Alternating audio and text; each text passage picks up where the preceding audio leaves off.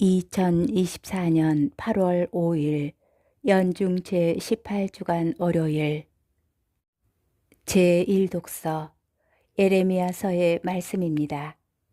유다 임금 시드기야의 통치 초기 제4년 다섯째 달에 기브온 출신의 예언자이며 앗주르의 아들인 하나냐가 주님의 집에서 사제들과 온 백성이 지켜보는 가운데 나에게 말하였다. 만군의 주 이스라엘의 하나님께서 이렇게 말씀하신다. 내가 바빌론 임금의 멍에를 부수기로 하였다. 2해 안에 바빌론 임금 느부갓네자르가 이곳에서 가져가 바빌론으로 옮겨놓은 주님의 집 모든 기물을 내가 이곳에 다시 돌려놓겠다. 바빌론으로 끌려간 유다 임금 여호야킴의 아들 여코냐와 유다의 모든 유배자를 이 자리에 다시 데려다 놓겠다. 주님의 말씀이다. 내가 정녕 바빌론 임금의 멍에를 부수겠다. 그러자 예레미야 예언자가 사제들과 주님의 집안에 서 있는 온 백성이 지켜보는 가운데 하나냐 예언자에게 말하였다. 예레미야 예언자가 말하였다. 아무렴 주님께서 그렇게만 해주신다면 얼마나 좋겠소. 주님께서 당신의 예언한 말을 실현시키시어 주님의 집 모든 기물과 모든 유배자를 바빌론에서 이곳으로 옮겨주시기를 바라오. 그러나 이제 내가 당신의 귀와 온 백성의 귀에 전하는 이 말씀을 들어보시오. 예로부터 나와 당신의 앞서 활동한 예언자들은 많은 나라와 큰 왕국들에게 전쟁과 재앙과 흑사병이 닥치리라고 예언하였소. 평화를 예언하는 예언자는 그 예언자의 말이 이루어질 때 비로소 그가 참으로 주님께서 보내신 예언자로 드러나는 것이요. 그러자 하나냐 예언자가 예레미야 예언자의 목에서 멍에를 벗겨내어 부수었다. 그러고 나서 하나냐는 온 백성이 지켜보는 가운데 말하였다. 주님께서 이렇게 말씀하신다. 내가 2해 안에 바빌론 임금 느부갓네자르의 멍에를 모든 민족들의 목에서 벗겨 이와 같이 부수겠다. 그러자 예레미야 예언자는 자기 길을 떠났다. 하나냐 예언자가 예레미야 예언자의 목에서 멍에를 벗겨 부순 뒤에 주님의 말씀이 예레미야에게 내렸다. 가서 하나냐에게 말하여라.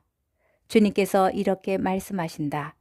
너는 나무 멍에를 부수고 오히려 그 대신에 쇠 멍에를 만들었다. 참으로 만군의 주 이스라엘의 하느님께서 이렇게 말씀하신다. 내가 이 모든 민족들의 목에 새 멍에를 씌우고 바빌론 임금 느부갓네자르를 섬기게 하였으니 그들이 그를 섬길 것이다. 나는 들짐승까지도 그에게 넘겨주었다. 예레미야 예언자가 하나냐 예언자에게 말하였다. 하나냐 잘 들으시오. 주님께서 당신을 보내지 않으셨는데도 당신은 이 백성을 거짓에 의지하게 하였소. 그러므로 주님께서 이렇게 말씀하시오. 내가 너를 땅 위에서 치워버리리니 올해에 네가 죽을 것이다. 너는 주님을 거슬러 거역하는 말을 하였다. 하나냐 예언자는 그해 7째 달에 죽었다. 주님의 말씀입니다.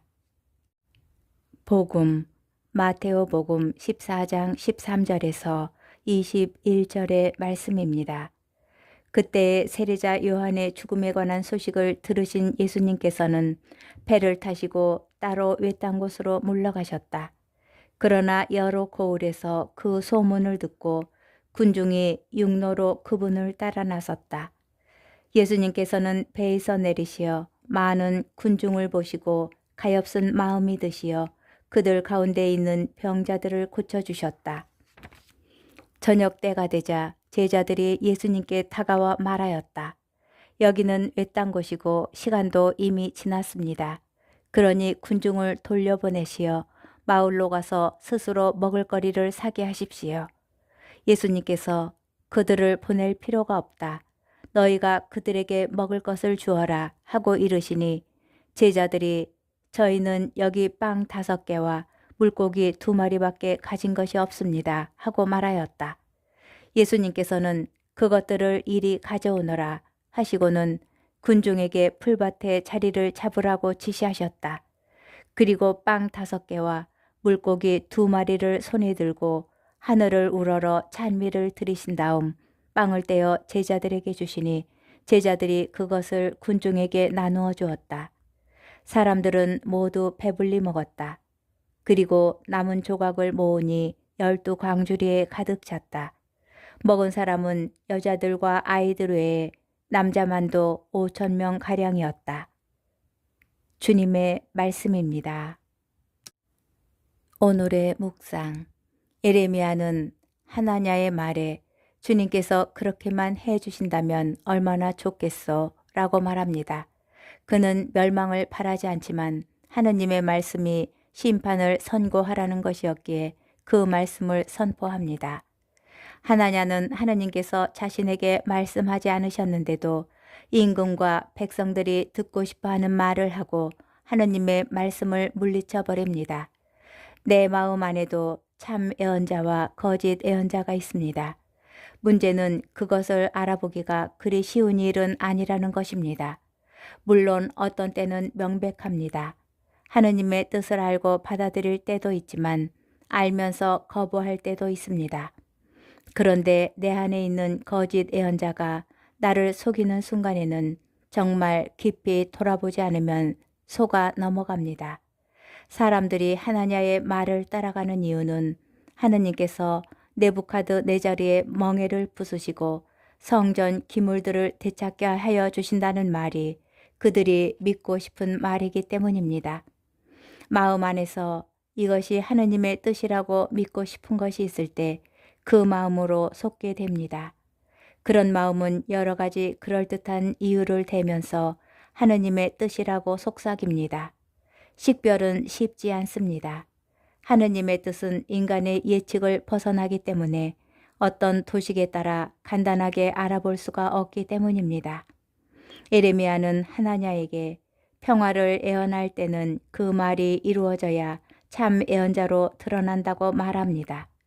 멸망을 예언할 때는 그 일이 일어나지 않을 수도 있습니다. 심판 선고를 들은 이들이 회개하면 그 심판은 일어나지 않기 때문입니다.